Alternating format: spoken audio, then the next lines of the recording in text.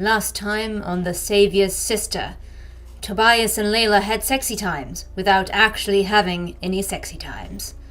Leila outs herself to Orion because she sucks at keeping her secret. Jenna sees a character arc and yeets it out the window as fast as she can. Ram is dead.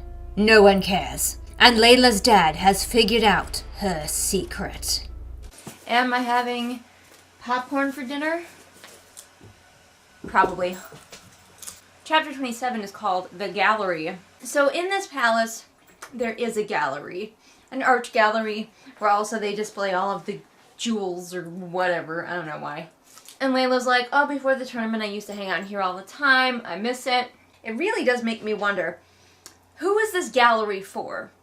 As it is completely clear to me that anyone who comes into the palace never leaves. She's preparing the gallery for the other royalty to visit, so maybe it is just for the off chance that visiting royals will come, because they are allowed to leave. But everybody else is fucking trapped here forever. So, I mean, I guess they want good art to look at while they're trapped here forever. Yeah, Leila, this is why your servants are going to betray you. She's making her female servants rearrange the gallery, and they're hauling around these big heavy paintings, and they're asking for help from some guards. And Leila's like, no, you have to do it yourselves. The guards are busy. This is why your servants want to betray you, Leila. But Raph is here. She summoned Raph, and she's going to have a talk with him. Maybe she's going to take a moment to realize that he could actually be useful to her, you know, right before he gets sent away. I do like that Raph is getting to be more of a character in this book. Not much of one. But, like, some of the men are getting more personality in this book that's not even about them than they got in the previous book, where we saw so much more of them. Mostly that's because Tobias is an acerbic asshole and doesn't like anyone. So she's decided to put on a show with Raph, where they're walking together, arm in arm, they're gazing into each other's eyes. She's trying to get her dad to think that she's interested in Raph instead of the artist. Again, this is all part of the very clever head games that she's playing with her father, like big brain, high IQ situation going on here. And because Brontes is not smart at all, he completely falls for it, even though this is like the first time that he's seen them together. Leila's being cagey and blaming Raph for things, but I think right here we are actually supposed to be like, no, Leila, you should be more open and talk to people. You could have us allies. This is the first time I feel like the author actually wants us to think that Leila is being too closed off. The rest of the time, it definitely feels like the author is like, no, you should think Leila is wise for not trusting anyone. Once again, though, Leila is not using the fact that she has the fucking scribe right here. She could ask him so many questions. The intellect, he knows about her realm, and she's not asking him a damn thing. So the dinner just gets completely glossed over, which is fine. We don't need to go scene by scene every single scene that was in the first book. I wish more scenes had been glossed over. But now they're in the gallery for the romance. Bring the romance, I guess. Okay. Leila can see Orion, who is dead. I see dead people. In the reflection of some glass. Maybe we're supposed to believe that Tobias became so close with Orion in like the 10 minutes that Orion was being his therapist, that now Orion is appearing for Tobias. Or are we supposed to believe that he was really close with Leila? I didn't think that she could just see any old dead people. I thought it had to be dead people she was close with, or the person that she's near was close with. I don't know any of the rules. What are the rules? What are the rules? What are the rules? What are the rules? But I thought I understood. I do not. In case you're wondering if Orion is okay in the afterlife, he's fine. Apparently the afterlife is just mirrors, but he's with his wife and baby now. For just a second, I forgot that Tobias didn't know that she was the savior. That's how stupid it is that Tobias doesn't know that she's the savior. He's looking at a picture of the previous savior who presumably looks exactly like Leila, and he's like, wow, Cosima's mother. Leila flies into full off the handle, how could my sister betray me mode, because she finds out that at dinner, Cosima squeezed Tobias's leg. And she's just like absolutely shooketh. Tobias doesn't wonder, because she takes him to the blank space that she's made in the wall for all of his art, and she's like, look, I made you this spot for your art. And he doesn't wonder that one of the Savior's sisters has the authority to rearrange the gallery. It's the final brain cell. And of course she asks for some art to fill the wall. And of course he's going to make her that lily that we talked about. Tobias went very British there for a second. This is the bloody fucking original. Consistency of language was really thrown out the window a long time ago with this book. It's the bloody fucking original. Please make that Tobias's voice from now on. I don't love Cosima, I love you. Give us a kiss. Even more perfect boyfriend behavior from Tobias. She's showing him all of her favorite epic poems and scrolls, and of course, he not only knows them all, he loves them all. So it's essentially a girl showing off, like, these are the books I love, and the boy being like, oh my gosh, I love Pride and Prejudice. Now Leila and Delphi are just following Brontes around to try to figure out what's going on, because Leila is really bad at investigating. Delphi doesn't think there's a traitor here, and I'm like, Delphi, how can you not think that?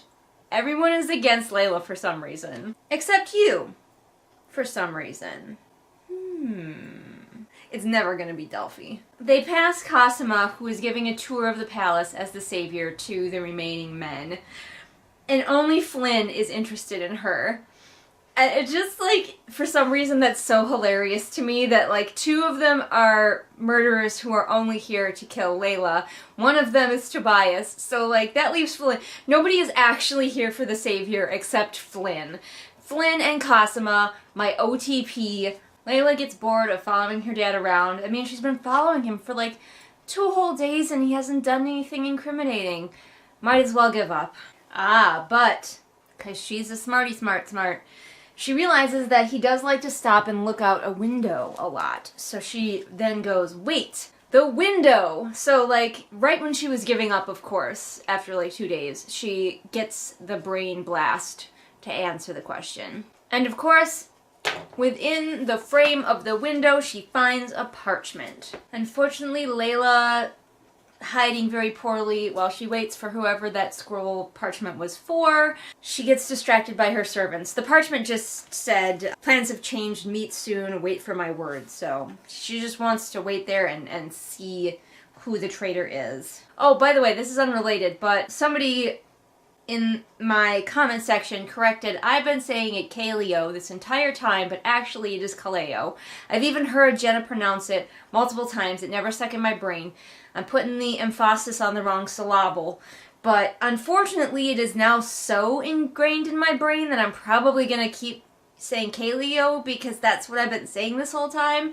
Just know that I do know that it's Kaleo, which does sound like a coffee drink to me, does it not? Would you like a Kaleo? Venti? Whatever? Just felt I should make that correction. I am aware that I'm saying it wrong. Will I be able to stop myself saying it wrong? Probably not at this point. Look how much of the book I'm through. So at least one of the assassins has finally figured out who they're supposed to fucking assassinate. Thank goodness. They've gotten some kind of description at this point because Drake finds Leila and, like, corners her. Although, again, Leila is never actually cornered because she can teleport. Of course, of course. So he starts to beat the shit out of her, of course, and now she can't escape. Shadow walking was impossible. Not when she couldn't channel her light, couldn't even breathe. Like, it's the freaking the Ables all over again. You give your character a superpower and then spend all your time finding excuses for them not to use it.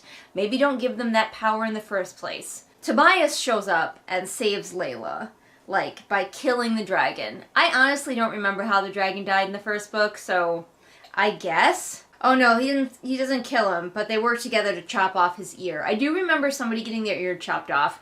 It made so little impression on me that I completely blanked on this scene. Drake just fucking, he just fucking picks up his ear and leaves. He's like, I'll take that, and just leaves.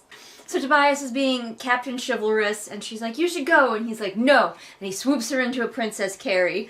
And then he barreled from the gallery with Leila tucked in his embrace. So I just imagine that Tobias scoops her up and just books it. He just starts running. Unclear why, but I imagine him smashing through doors and everything, just like, look out, I've got a girl. He calls her darling. He just that doesn't seem like a word that he would use. Again, language, whatever, in this book. Of course, with my silly Tobias accent, it's like, all right, darling.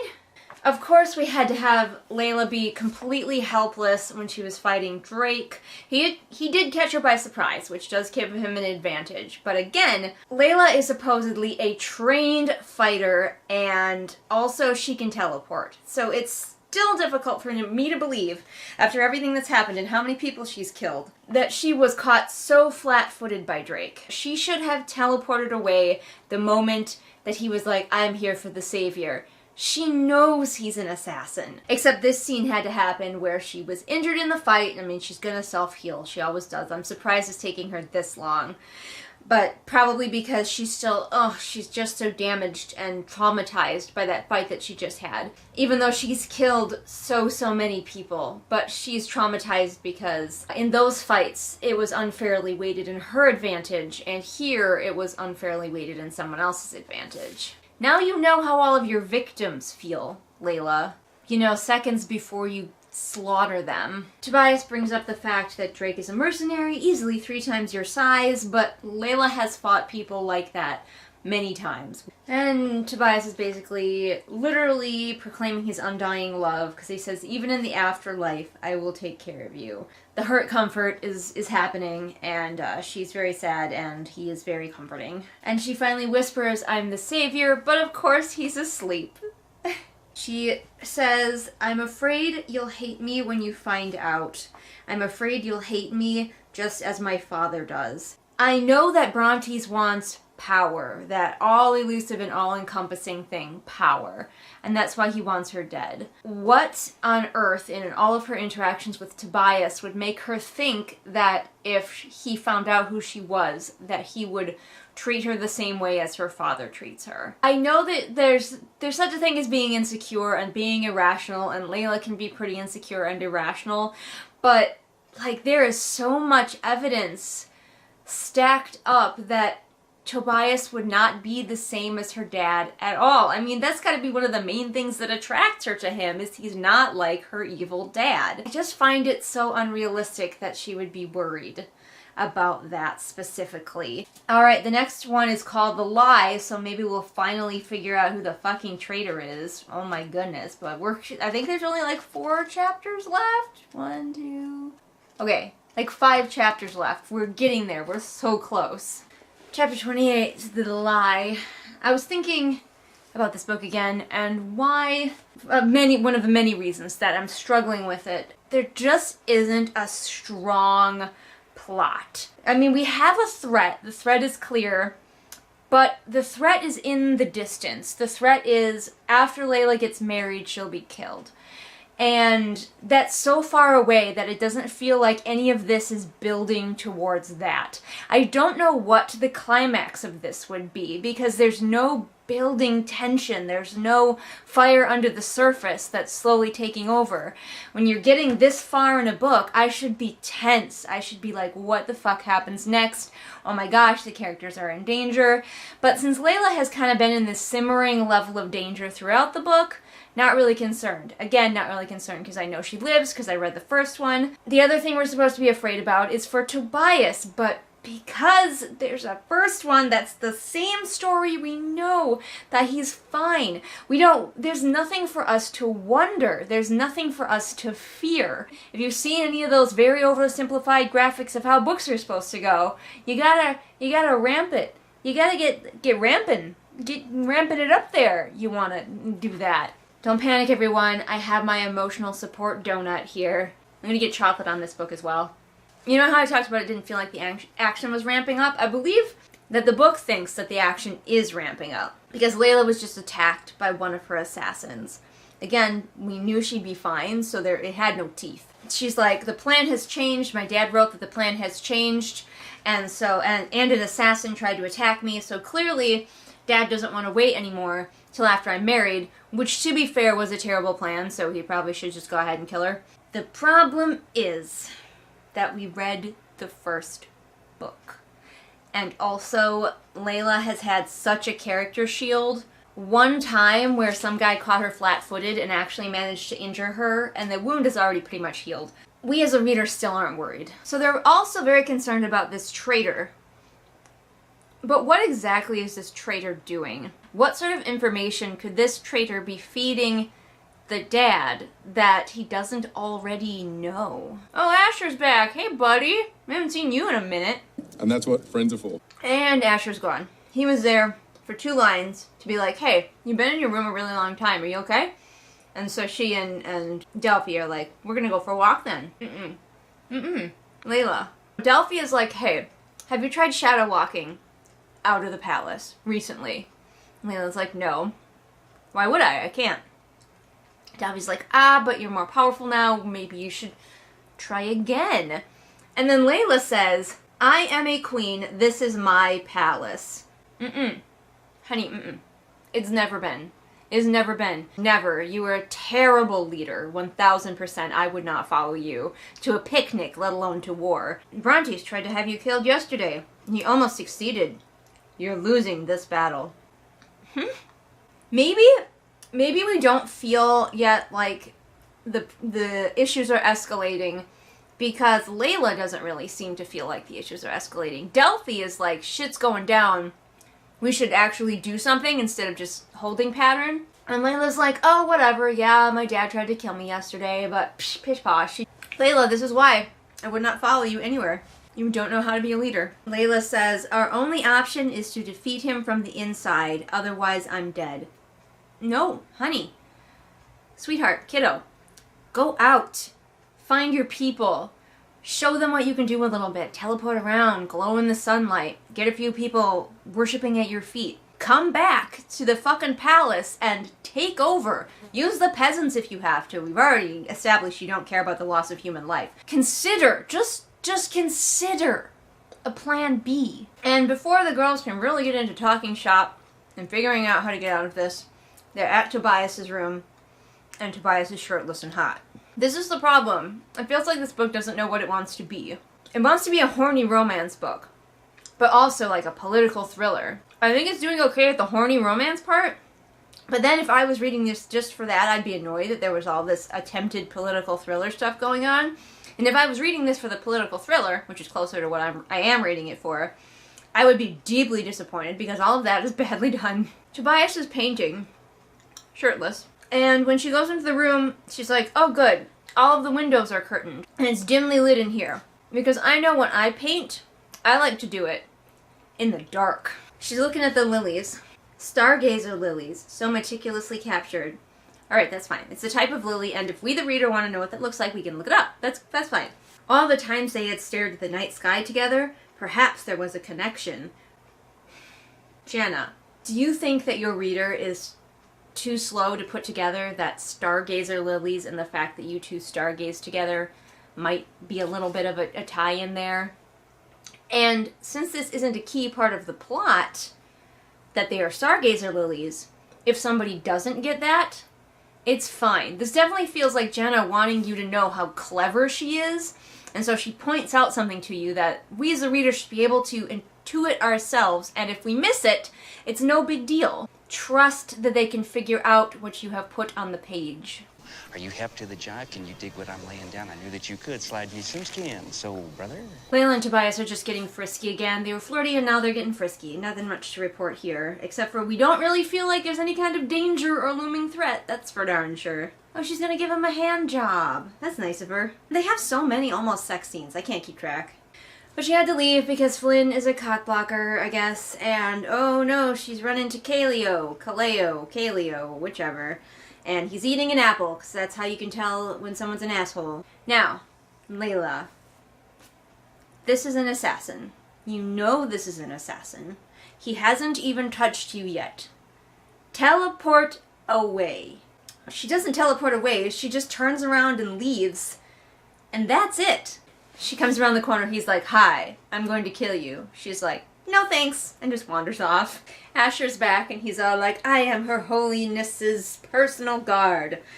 I will see her to the next challenge. And it's like, Asher, why are you a character, sweetheart? Unless he's supposed to be the traitor. They've gone to the throne room. Brontes is sitting on her throne, which is pointy in the shape of a sun, which just reminds me of the throne from Dragon Age Inquisition. We're supposed to be getting suspicious of Cosima, but the way she's been treated through this whole book, I don't know why we wouldn't be suspicious of her in the first place. But she's, like, defending Brontes very mildly, and Leila's like, j'accuse! So we've got the Sovereign's choice, and he obviously picks the intellect to leave, but now Tobias has to open his big mouth and be like, why are those assassin guys still here? And then Raphael is taken away. One of the most useful allies that Leila could have, gone. Maybe he'll come back in a future book if he isn't killed. Leila and her sisters, well, except Cosima, are just kind of wandering the palace, listlessly, thinking about how much their plans suck. And then, of course, they come across Brontes. And of course, he's talking about something important. Okay, so we see that Brontes is greeting some visiting royalty, and Cosima is with him, dressed as the savior. And I think what we're going to be learning is that Brontes wants Cosima to keep up the ruse because he can control her, versus he can't control Leila, which is his own fault, because if he had been smart, he would have figured out how to manipulate Leila instead of just abuse and alienate her this whole time. He has ruined Leila so much for himself that he had to go find a completely different woman. After the dinner with the royals, which we completely gloss over, so clearly it's not important, she summons Tobias because the next challenge is going to be that death match. And she is like, how can I help Tobias cheat to win in this situation as well? Which, to be fair, cheating is the only way he's gonna, like, survive this thing, probably. Tobias is in a pissy mood because Flynn knows that he and Leila are together and he thinks that's a big problem. But Leila's like, it's not, though. Once again, Tobias is really pissed and she's like, just tell him what you really are. And of course, she just conveniently can't bring herself to do it. She just can't. She can't do it. She cannot. Reasons. Shut up. They've got to have their big old kerfuffle fight breakup moment. In this same chapter, they were completely lovey-dovey. I love you forever. I love you, my precious baby. You're so hot also. And now Tobias is like, I don't trust you. I should never have trusted you. And it just seems really out of character, especially really out of character coming from Leila's point of view of things. Like, maybe when I read it from Tobias's point of view, it didn't feel so weird. But perfect boyfriend Tobias, like what we get in this book, it seems really random for him to suddenly be just, like, completely flying off the handle like this and being like, I can't trust you, don't tell me anything, I don't want to hear it, rah! And of course, then, before the fight is over, Tobias gets, like, quiet, perfect boyfriendy again, but she's mad now, and therefore she gets to have, like, the last word and tell him to leave. She had known betrayal, deceit, and death. Why did this, of all things, hurt so badly? Why does it hurt so much? Because it was real. This is the third, possibly fourth time in this book that Leila has teleported in while Delphi is trying to get it on. I want the book from the point of view of Delphi, where she is just constantly cock-blocked by fucking Leila every time. Delphi is just like, every time she gets with a girl, all of a sudden, poof, Leila teleports into her room and is like, no, Delphi, pay attention to me now. I'm surprised that Delphi hasn't betrayed her. Can you please teleport to outside my door and fucking knock instead of teleporting right into my room? And Leila doesn't even apologize for chasing Delphi's girlfriend away. She's just like, me, Tobias broke up with me. Pity me and pet me and feel sorry for me, sister. That's what you're here for. You're not a real person. You're just supposed to make me feel better. I hate this. Poor Delphi. Delphi's feelings don't matter. Delphi, a brown-skinned woman, is supposed to put all of her feelings and cares aside and comfort her white-skinned mistress. And I just feel like there's something icky there. That's the end of the chapter, ending on that note, where she's just crying in her sister's lap about her boyfriend. Not about the fact that she's gonna die. Not about the fact that her father hates her. Her boyfriend. And we are on to chapter 29. Look, I have so little book left, and it's still, the stakes just don't feel stakey, and I've been over all of the reasons why this book was a mistake. There are no stakes in this mistake. But maybe the next book, there's hope for the next book. Just like, legit. Read the first book, skip this one. Maybe the third book will be good. Who knows? But I'm gonna leave you all now because I have to go edit a Good Thing, Bad Thing episode, which probably like 3 of you watch. See you later. Well, the weather here in Wisconsin is nice and cold, but here on the channel, the patrons keep us warm. And those patrons are Patrick, Anne Sophie, Callison, Ray, Artemis, Shelby, Zaire, Jesper, Irene, Scribbling Cat, Savvy, Jenny, Amanda, Lisa, and Lennox. Huge shout out to all those faithful, loyal patrons. And if you want to be a member of this awesome club, you can join us by supporting me over on Patreon. It's the final Braincell.